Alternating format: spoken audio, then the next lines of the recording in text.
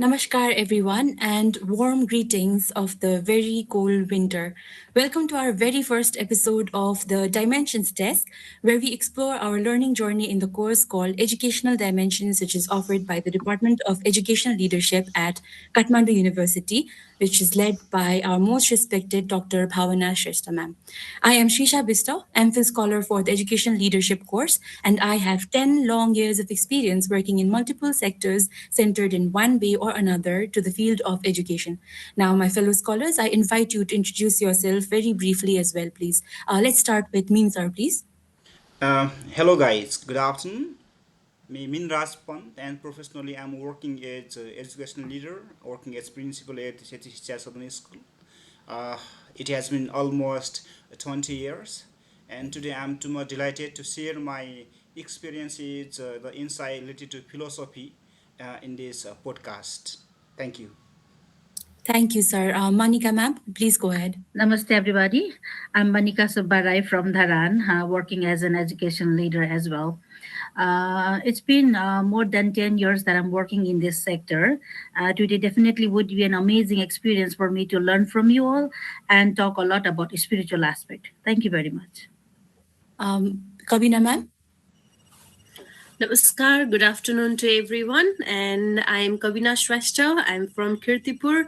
I have nearly 16 years of working experience in our educational field. I'm working as a coordinator in Megas English School, and I'm the MPhil scholar from KU. So today I'm talking about the socio-cultural dimension. Thank you very much for the introduction, my dear scholars. Now, today's podcast is speaking in very simple and very basic terms, highlight of what we learned in the past 6 months in our educational dimension course. Throughout this course, we have been encouraged to look at educational leadership beyond positions and titles, and instead explore it as deeply reflective and human practice.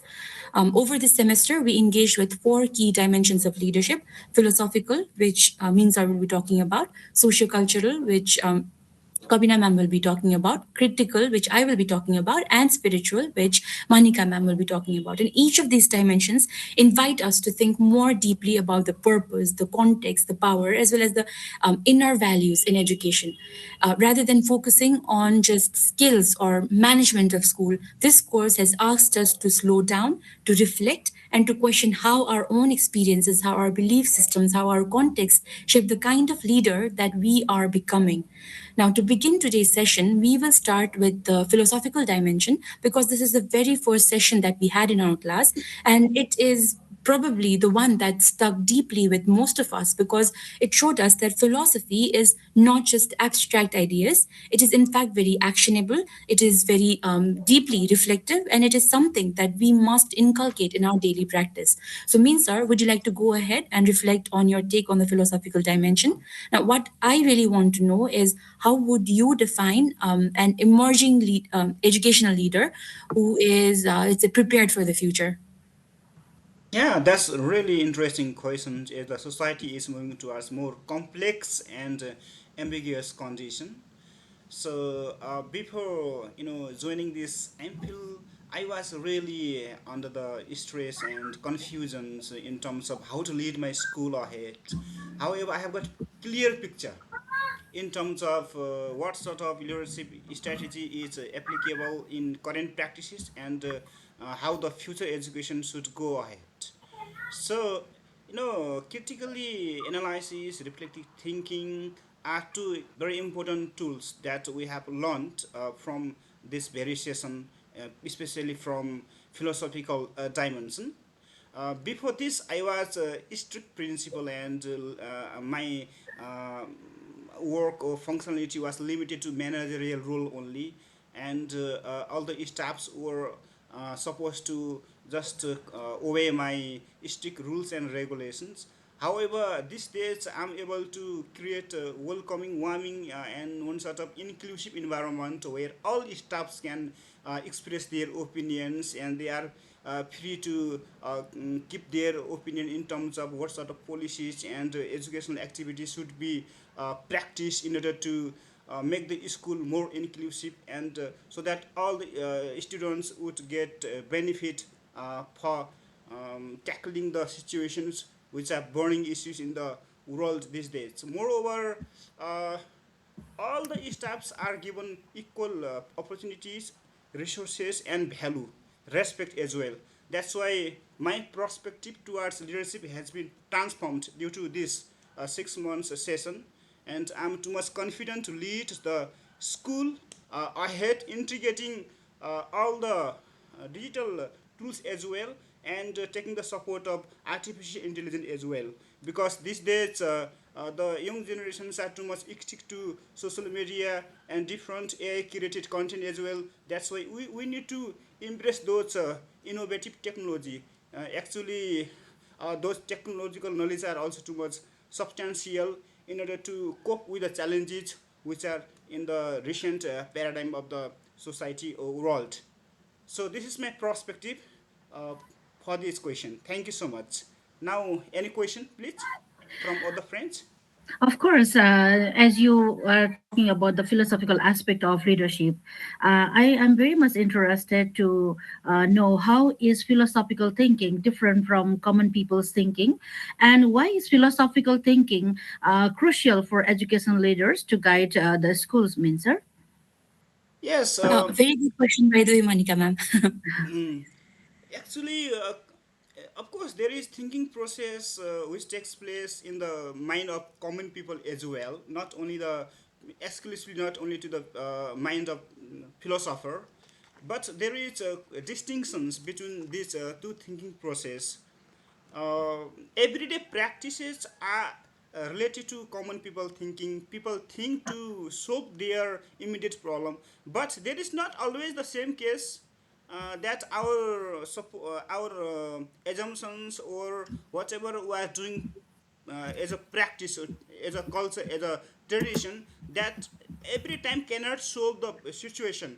If there is socio-cultural complexity, political complexity, and the situation is out of control, if there is really upheavals in terms of political, religious, business, maybe educational conflict, then at that time we need to question those assumption. We need to question those values and clarify us from different perspective. Yes, we cannot be stick to one dimensions of the life. Rather, we should critically think, and we should reflect using the inquiry, and we need to go deeper to the deep level, so that there is something hidden meaning. Always the shared meaning doesn't work. There might be hidden meaning, and we need to take it out, then make new assumption. We need to synthesize the existing assumption with new insight, then make new value which might be useful to solve that conflict, that upheavals, to lead the society or our school to the right direction. So, simply to make distinction, common thinking is surface level thinking. However, philosophical thinking is very deep level thinking, which is reflective, critical, and oriented to problem solving. So, philosophical thinking is too much important for leaders to lead the organization in correct direction. Thank you so Thank much you, for your Mincer. question. idea of That's this idea of surface level and deep level thinking is really very interesting. Means that I didn't really think about it that deeply. That's really great, sir, about your explanation. Still, I have few questions for you. So, how does philosophizing leadership inherently support the educational leaders like you to transform and restructure the current educational practices in our nation, sir? Philosophizing leadership is essential in order to go deeper and understand the hidden problems in the education system. Said by Bhatt, uh, our reflection, critical analysis are too much important, because experiences are the gateway to our knowledge, values, and our ethics. And without experience, we cannot get any sort of knowledge. So, to experience deeply, we need reflective inquiry. And After reflective inquiry, we need to verify and refine the knowledge to get the truth of the reality, that is examination, critical examination. So he has given three terms under his methodological framework: iksha, anviksha, and pariksha. That's why if we need to do something new, then we need to understand the reality. These days, the educational practices are in certain structure, which is not able to respond to the current need of the students. Okay, in the world there are different paradigms which are innovative, and also in future what will happen nobody knows. There is uncertainty due to technological advancement and socio-cultural complexity. That's why in order to align with those changes, we need to change our mindset, go deeper thinking, and find something new. That must be one sort of new paradigm, so that we could provide students with that new sort of insight. We should make the teaching staff also more reflective, more creative, productive, and students more creative, so that they could generate new knowledge.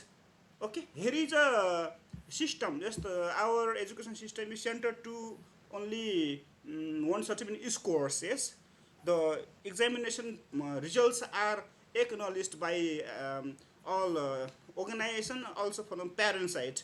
So this is not the reality. If the students are not creative, then there is no meaning of the education. Though they get A plus, grades doesn't matter. This is the era of AI. AI can show faster than the students, faster than human beings. In few seconds, AI can solve complex problems using its high computation power. So AI cannot do what? Generation of new knowledge, reflective knowledge. Okay, so wisdom. That's why in order to make new wisdom, in order to create new knowledge, which is important to make the human lives better quality, we need to make the teaching staff more creative, more reflective, and we should provide such type of environment at school as well. So that's why my perspective is, this is the time to question the assumptions which are deeply rooted in terms of curriculum, course book, teaching, learning methodologies, as said by Hat.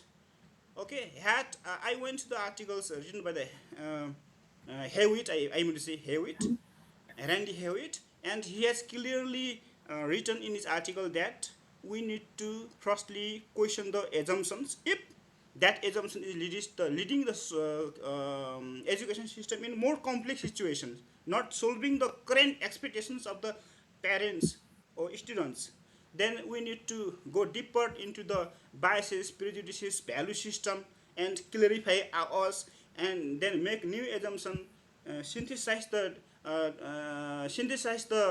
knowledge or assumption from multiple dimensions, mixing from multiple dimensions. Then we can tackle with that prevailing conflict in terms of education, and we can organize these changes and lead the educational organization to the right direction.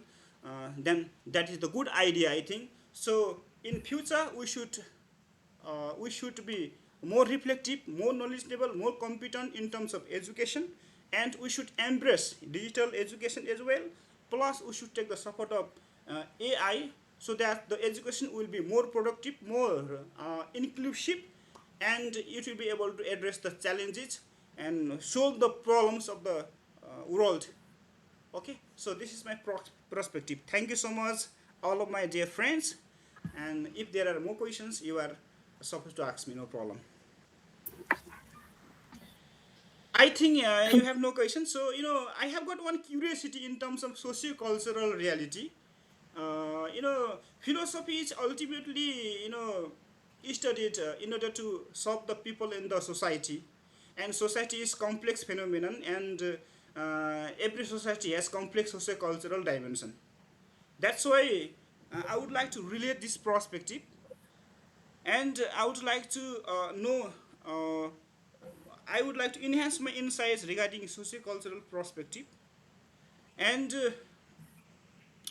how does leadership inherently support educational leaders like us to transform and restructure the current educational practice of nation? This is my curiosity, and I would like to request Kavina ma'am to shed some lights on this question. Will you, ma'am? Yes, sir. Thank you so much. Your explanation was very wonderful regarding the first dimension of our educational leadership. So, I have the second dimension, that is socio-cultural dimension. So, relating to it, the second dimension is ourself. We are social humans, and it comes from within us. So, what's over there in the social cultural dimension is it directly refers to the shared values, our beliefs, the customs, traditions that we follow, that influences how an individual behave and interact within a community with one another and shapes themselves to go with their education system. We learn different things from our own social cultural societies. So there are nearly 10 dimensions. What we have to think about it from our socio-cultural aspect is the major 10 dimensions that we move ahead is our identity first, the social identity from where it has been coming it out. The next is with our authority.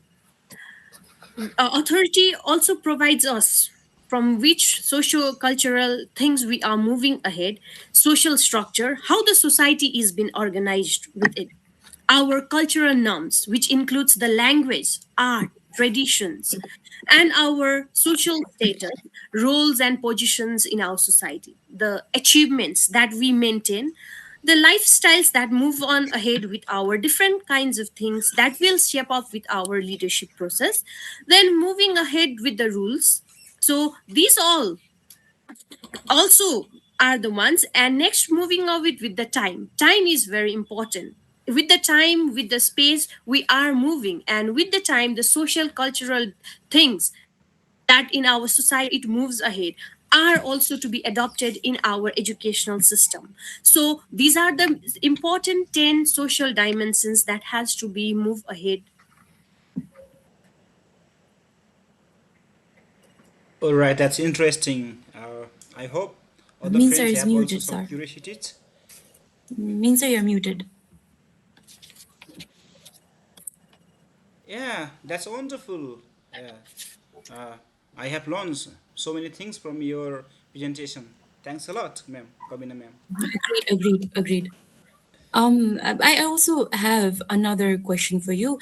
So, Kavita ma'am, you have very beautifully summarized why sociocultural insights and contextualizing our practice is necessary. So, what I now want to know is how can leadership nurture democratic schools and communities? Like, what do the emerging scholars and researchers say about this? Yes, ma'am. So the leadership, its educational leadership, this nurtures the democratic schools and communities. So I just want to explain from our classes, educational classes that I have been taking from our Bhavna ma'am. So within the 6 months, that what I have gone with it is social cultural leadership is very important for the. It is directly linked with the our educational system and going ahead with the Vygotsky's social culture theory. So I just want to link up with it. It directly gets connected with our social interaction, culture, and zone of proximal development. So, talking about the social interaction, the learning begins socially with the children learning from the adults, peers before internalizing their skills. They learn from their society, from the parents, right? So, social interaction is very important. Next, going with the culture, culture develops and it provides the specific tool like language, symbols, costumes, and the shape the cognitive development. And moving ahead with the zone of proximal development, the gap between what a learner can do independently and what they can achieve with the guidance, that matters a lot. So this with the Vygotsky's social cultural dimension, we learn that it's very important in our educational leadership to move on with the social interaction, culture, and the zone of proximity. I also would like to add the next with the John Deere's theory. What it emphasizes is it emphasizes on the social nature of the learning, most importantly the social nature of the learning, that believed an individual learn not only from their personal experiences but also through these different interactions and collaboration with the others, like celebrating the I remember celebrating the cultural day, diversity day, and asking every one of the students to come with their own cultural dress, food, and make a presentation. From there, the students learn very many things about their culture, language, food, many things about the things. So social contexts such as the group discussion and cooperative learnings provide opportunities for sharing the perspectives, exchange ideas, and constructing the knowledge, new knowledge together. So I think in this way the leadership has been building in the democratic way in the schools and communities. Kavina ma'am, thank you. And your answer really made me think about my school life as well, when we had Culture Day. And now that I think about it, the way the leaders might have related that experience with their own learning that we're learning right now. So it is really interesting. Thank you, Kavina ma'am. Yes, Srisha ma'am, thank you very much. I am literally getting to go down word, jot down some of the words like what you can do independently will bring a lot of difference when the same thing is done with guidance. I really like that statement. At the same time, I have few queries to you, Kavina ma'am. In what ways educational leadership contribute to challenging social inequalities and promoting equity and social justice within schools, Kabira ma'am? Yes, ma'am. Thank you for your wonderful question, ma'am. So, in this era, so there are many social problems and our this cultural things moving ahead. So, it's very important with our leaders, especially the leaders, to cope up with it. So, educational leaders promote the social justice by fostering the inclusive environment, ensuring the equitable resources whatever is available, giving them with the distribution, equal distribution, developing the cultural equality, and responsive with the curricula, empowering the managerialized voices, the voices is been given equality, then training the staffs in anti-basic practices, and partnering with the different communities. The communities, different communities are there now, especially we move on with the gurungs, tharus, and all. So that collaborating with it and learning with, and all while challenging the systems, the barriers to create the schools where the student every student is thrives, sees themselves reflecting and developing the critical consciences for wider society change. So with this the culture everything is being taken ahead.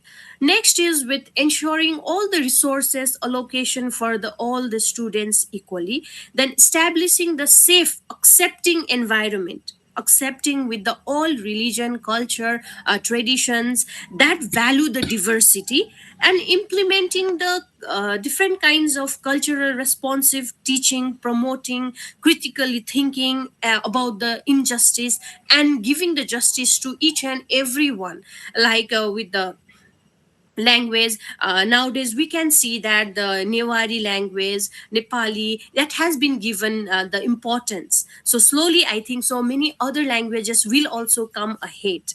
So in this way, so different challenges are being accepted and the leaders have to move ahead taking the socio-cultural dimensions.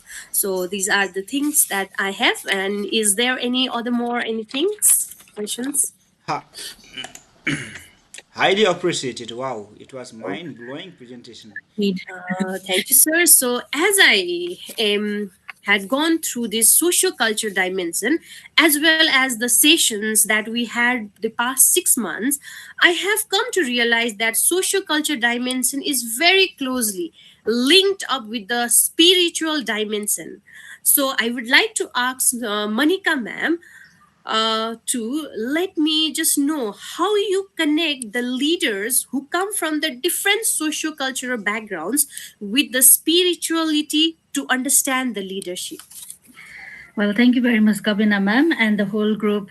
It's a very beautiful, interesting discussion going on. Well, whatsoever answer that I'll be giving for now will be based on the book by Patrick J. Maffei, Integrative Spirituality, Religious Pluralism, Individuation, and Awakening. So that is the basis of my discussion for today. Well, the question itself is talking about spirituality, how it is linked with the social aspect. I wanted to use few of the words that has been given by told by. Um, Kabina ma'am.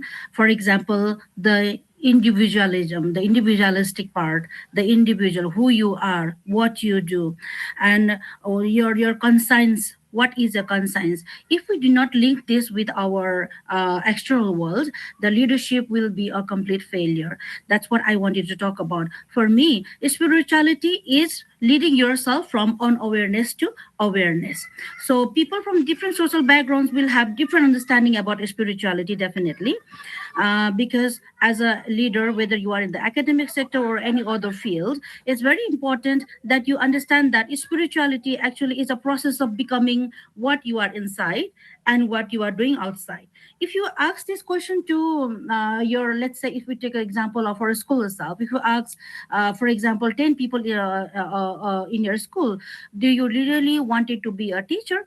There is this aspect that they don't want to, but then they are. There is a difference, no? So my opinion here is spirituality is a process of becoming a whole. You are what you are inside. You are outside, but then what you are inside. That's what I actually wanted to talk about. So this idea actually offers a powerful way of rethinking the leadership. From this perspective, the spiritual perspective, leadership is not about simply a position, but definitely a set of responsibility that actually talk about a lot of integration between what is inside and outside. For me, integrating leadership involves collaborating with your inner voice, as long as the dimension of practice that you are doing outside. You are aligning, you are trying to align your personal values, you're trying to align your emotional awareness and ethical commitments with the institutional roles and decisions. So, in this book, also, Mafre suggests that leadership maturity grows over time with practice. For example, in my context, the understanding about spirituality, importance of spirituality in leadership, was of no importance at all, or let me say, of no awareness at all, until I had taken this class. No, that's why as leaders develop, they become better able to hold complexity, manage contradictions, and respond thoughtfully rather than being reactive in the situation. So leadership is less about technical mastery, but then more about consciousness. We've been talking about awareness. It's very important for that. So this is how I would like to connect it with the social aspect, Kabina ma'am. Wow, It very was nice really, reflection, ma'am. Yeah. yeah, thank you, Is there ma'am. any Actually, other thing that you wanted to talk more about this aspect?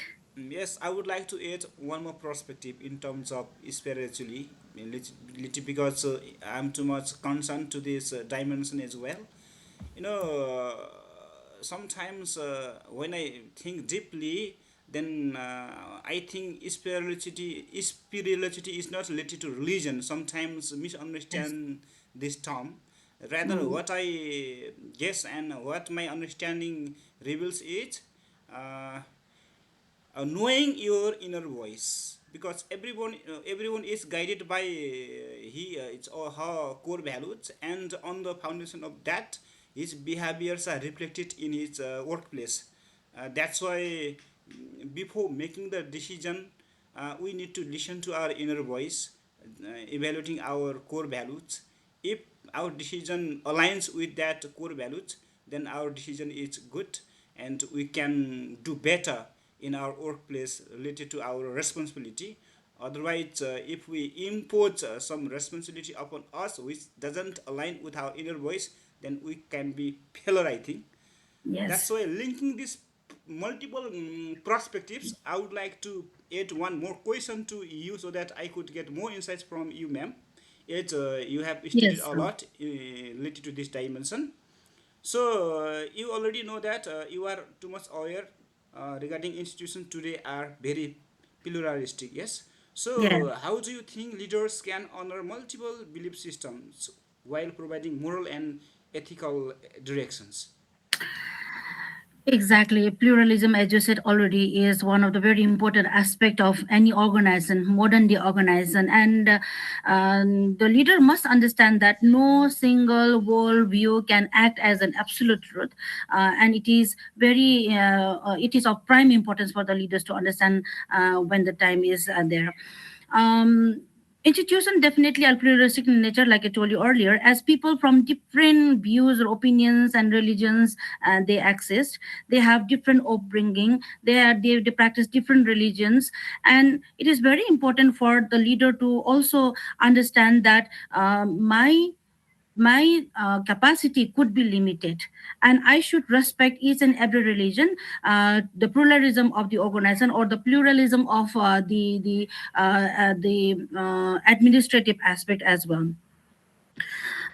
For example, when we are talking about literally trying to focus on the pluralism of the working environment, we should always be grounded on grounding our decision in the ethical commitments as well. For example, dignity, justice, care, and inclusion.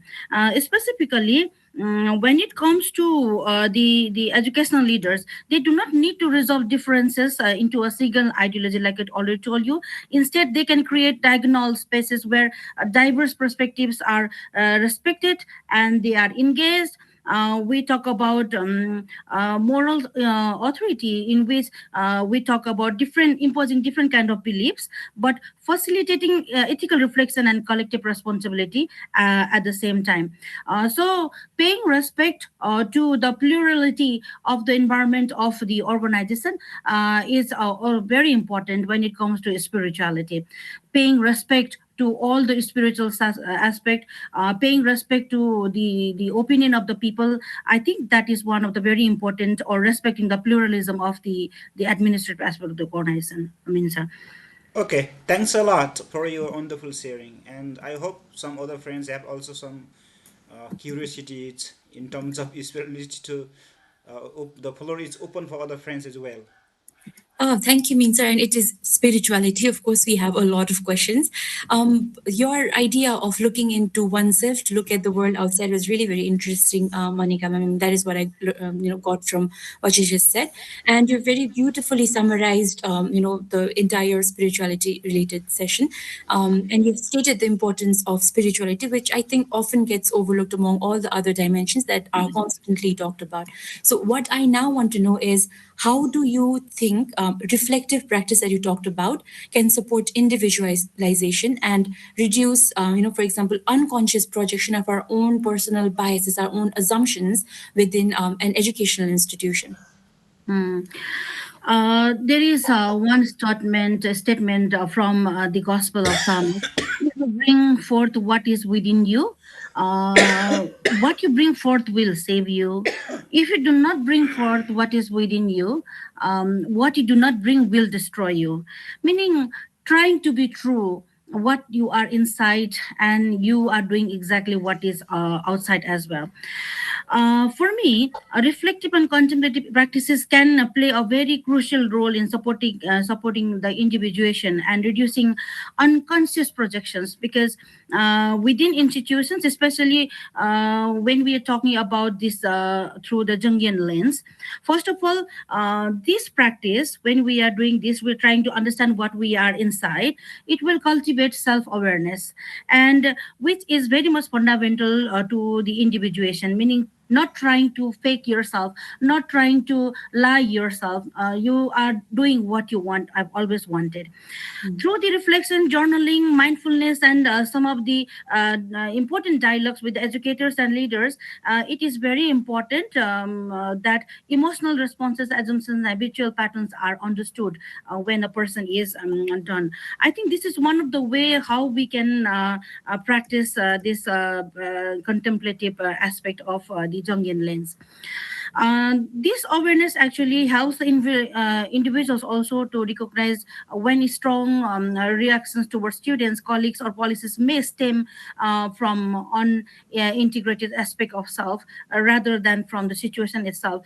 Because sometimes we could shout at some other person, but then rather than because of the situation, it could be because of how you are built in inside. No, so to be very much aware of what you are inside and outside, it's very important, and this will help in individuation of the overall leadership aspect.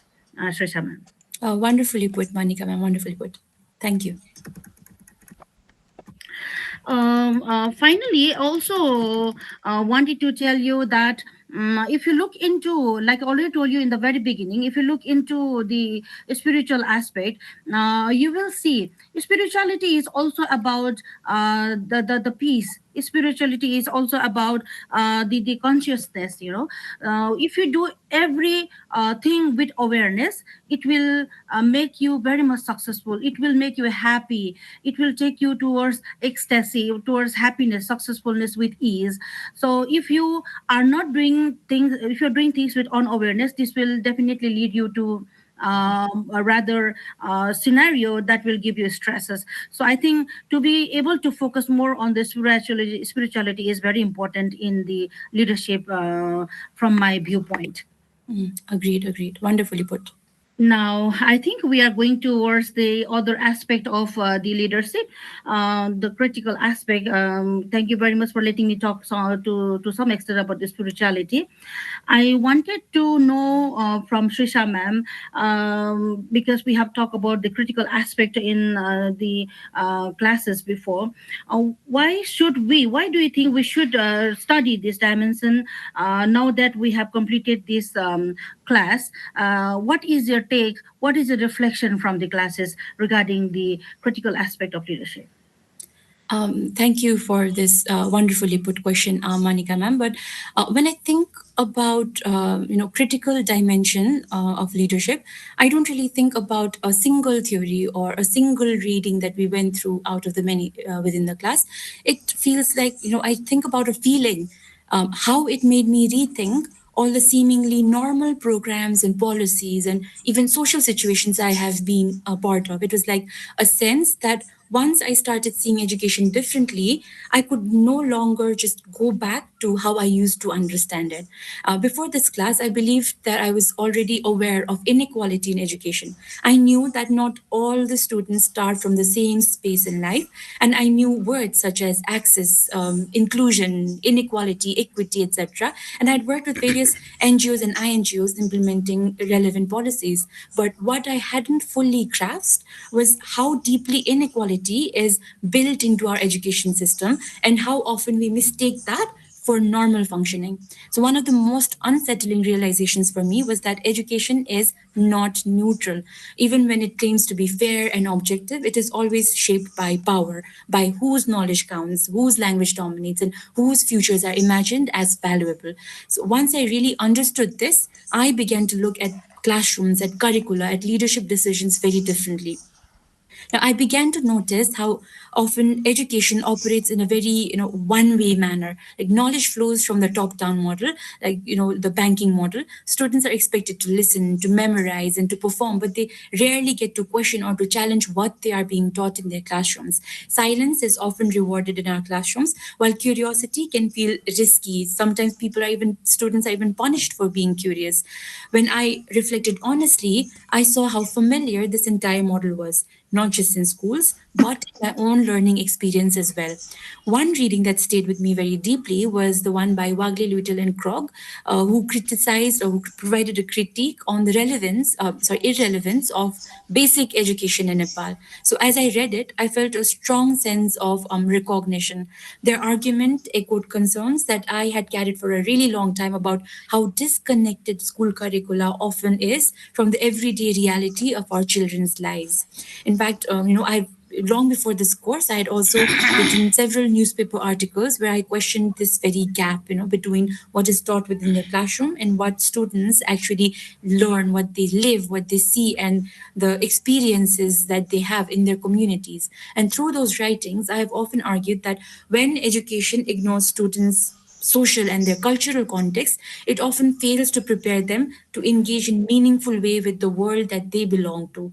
Reading this article did not just add theory to my thinking, it gave kind of like a validation to the concerns that I had been grappling with in my regular practice. And I think I came across a moment of clarity, to put it bluntly, when I started thinking about what kind of knowledge is treated as normal in our education system. Western theories, English language, global benchmarks, all of these are presented as universal, they're presented as superior, while our local knowledge quietly disappears behind all these curriculum. It's not that indigenous knowledge or community knowledge is explicitly banned in our schools or by our curriculum or by our pedagogies. It's just that it is simply made invisible behind the grandeur of the English language and the Western theories. So this is where the idea of two-eyed seeing made things a lot clearer for me. I read an article by Bartlett, Marshall and Marshall, and I understood the need and the importance of seeing the world through multiple knowledge systems at once without allowing one system to dominate another system. So this idea offered me a way out of the false choice between rejecting Western knowledge entirely or accepting it unquestionably. Instead, it asked for a balance, and that felt like the form of leadership that I could stand behind. As my critical awareness deepened, I couldn't help but notice the gaps around me. We had various sessions to uncover those gaps. We had peer presentations, we had written assignments on that. So I really did look at the practices going on behind me that I had really masked under the guise of normality. So I saw how disconnected so much of our curriculum is from our students' lived realities. Education often prepares young people for a future that they imagine somewhere else, outside their community, sometimes even outside their countries. So I also started questioning the idea of merit. We often say that students succeed because they work hard or they fail because they don't work hard. But once you look very closely, it becomes clear that some students already are fluent in the language that they are being taught in. Their behavior and the confidence is already modeled in a way that the system rewards. Whereas other students who are supposedly failing are constantly catching up, not because they don't have the ability like the other students, but because the system was never designed with them in mind. And language too becomes impossible to ignore when you look at it with this lens. When a student's mother tongue is treated as a problem instead of a resource, when they are punished, when they are fined for speaking their mother tongue, something deeply personal is taken away from students' learning experience. Education, instead of affirming people's identity, begins to fragment it. And I now see this not just as an exclusion, but as a quiet form of harm to our students. Perhaps the hardest realization was about leadership itself. Um, for a very, very long time, I used to associate leadership with efficiency, with managing institutions, with maintaining order, with making my systems work within the classroom. But the critical theory that I went through, it forced me to ask one uncomfortable question: smooth functioning for whom? Sometimes what we call stability is simply the continuation of injustice, and leadership that avoids conflict in the name of, for example, neutrality often ends up protecting the very structure that causes harm. So, where does this leave me is what I think about. It makes me more cautious, but it also makes me more hopeful to our system. I know now that leadership cannot be about having all the answers. It has to be about asking better questions. It has to be about asking questions about creating spaces where people can speak honestly, freely, even when what they say is not comfortable to hear. I want to lead in a way that allows me to listen first, that helps me value dialogue over control, and that treats questioning as a strength and not as a threat. And I also feel a sense of responsibility to take knowledge seriously, not just the Western knowledge and not just the knowledge that is taught in our classroom, but all the knowledge. What I want to do is, when I talk about justice in education, I want to make sure that that commitment shows up in whose voices I amplify, whose knowledge I make legitimate. And more importantly, I don't want to forget what this critical dimension class taught me in the past 6 months. I don't want to slip back into seeing education as neutral or leadership as merely administrative. I want to stay alert, alert to power, alert to silence, and alert to the stories that are missing from the room. And this way of seeing is kind of uncomfortable, to be honest. It really slows things down. It really complicates simple solution. But this system also feels very honest. And maybe that is why critical leadership really asks of us not to be comfortable, not to be certain, but to have the courage to keep seeing things clearly, even when it is easier to turn a blind eye. And that is the shift that this course gave me. And that is the shift that I intend to carry forward in my practice as well. Wow, thank you very much for such an insightful critical as criticality explaining the academic scenarios of our context. I really like some of the very important aspect like alert. You want to be alert to power. You want to be alert to several other aspects that needs to be questioned. Questioning the scenario, questioning the what is easy for others. Is it easy for everybody? Exactly. Thank you very much, Risha ma'am. Exactly. Thank you for Wow, summarizing. wow, wow. It was really meticulous, critical, and too much reflective sort of sharing. I highly appreciate your Thank you, sharing. Mensah. Thanks a lot. I think we'd like to ask more questions, definitely. Yeah, please go ahead. Yes. Uh, Ma'am, it was really very great insight given by you. Thank you, Kabina ma'am. So, you have mentioned the two eyed seeing as something that really stayed with you. So, that was very good that I have captured it out. And how do you think this idea changes the leadership in practice? Thank you for this, Kabina ma'am, and I think it's very important to talk more about this. So for me, two-eyed seeing changes leadership by slowing it down, by softening our approaches to leadership, if I put it in simple terms. So instead of rushing to apply one best practice model, this approach it asks leaders to pause and to ask themselves, whose knowledge am I relying on here, and whose am I ignoring? In practice, this could mean valuing community experience, such as policy documents, or allowing local languages and stories to shape learning instead of treating them as distractions. It reminds me that leadership is not about choosing between modern or traditional way, or global or local way. It is about holding both the way with respect and with balance. So that mindset alone can completely change how decisions are made and how students learn and how we teach, I think, and how we lead. Definitely. There Very nice. mustn't be the dichotomy in terms of leadership Exactly. selection. Rather, it must be contextual. Right. And I would like to put one more critical questions as you have really profound critical analysis, ability in terms of critical analysis. So you have profoundly reflected your ideas, yes, recently. So what sort of leader do you realistically see yourself becoming? So this is a very important question because critical theory can sometimes feel very idealistic and not a lot practical.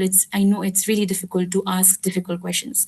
So practically, I see myself becoming a leader who asks those difficult questions, even when it slows things down, as I mentioned earlier. So I may not be able to change the entire system overnight. Obviously, I cannot do it by myself, but I can change how conversations happen in the spaces that I am a part of.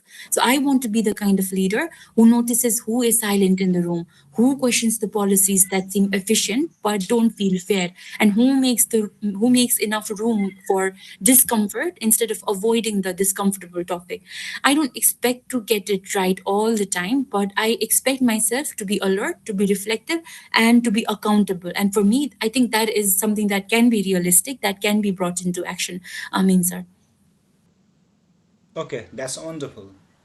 Uh, it was really thorough and more comprehensive, reflective, and critical sharing from your side. And as per our assignment, we all have contributed a lot to our topics. Exactly, Now exactly. the floor Me is too. open for Sesa, ma'am.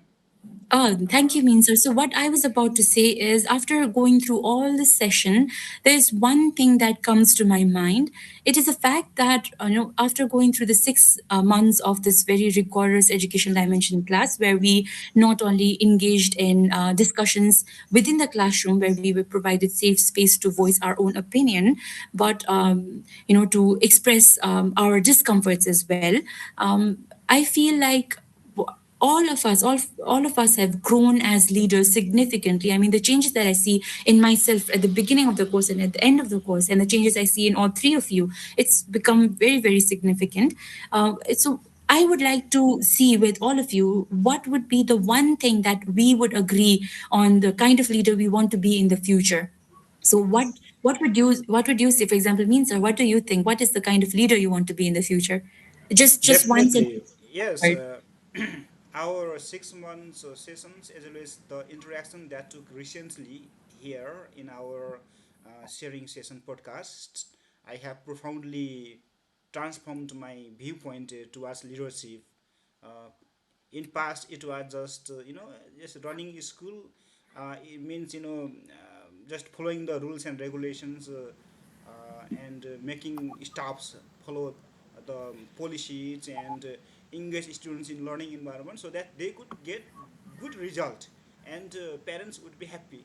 But my perspective has profoundly changed these days because teaching mean not just passing or transferring the knowledge, but we should give the students that type of education which transforms their behavior, makes them capable to cope the challenges with the in the world which is technologically very vast, Mm, complex, and right. also the students could contribute something from their side so that the lifestyles of the people in the society or in our nation would be better in terms of holistic aspect, not only personal development but social development in terms of environment, ecosystem, spirituality, culture, and so other dimension related to our lifestyles. So this is my recently new opinion, and this dimension must be given priority while leading our school. So this is my new perspective after finishing this 6 month session. So What's about other essentially, friends? Yeah. May I add something, Trisha ma'am? yeah, yeah, absolutely. Yeah, actually, when after I take this class, I realized that I was a leader who has a very materialistic target.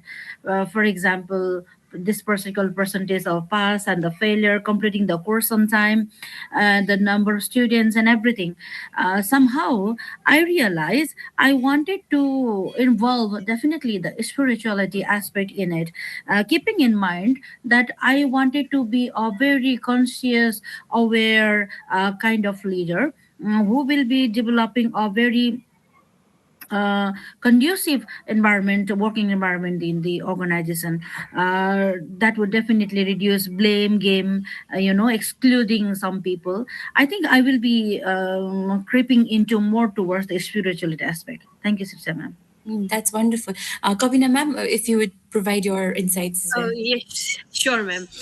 So, talking about it, like four dimensions, these are very important. And reviewing myself, what I feel is I want to be a very visionary leader with adapting the changes and taking the all. Like everyone said before, we were the leaders who want the marks, no, that leaders like completing the courses, very strict, a power.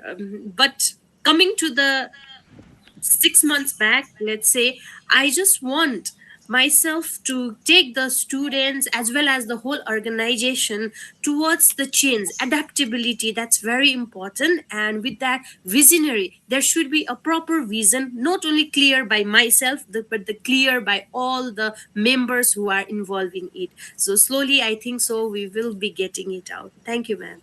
Oh, that is wonderful. So there's one key thing that, to conclude the session, to summarize everything you guys just said, there's one key thing that we all want to do as leaders, I think. We want to change from result oriented leadership to Exactly. transformation oriented leadership. And from transformation, I don't mean transformation in what we change in the society, but transformation in how we change ourselves as individuals, as leaders, and how we portray it when we deal with our stakeholders as well, Yes. which includes students, teachers, and everybody else. Basically, I, we want to be I would like to add. So what I think is we if we stick to one particular dimensions of leadership, just like one leadership theory, that will be injustice.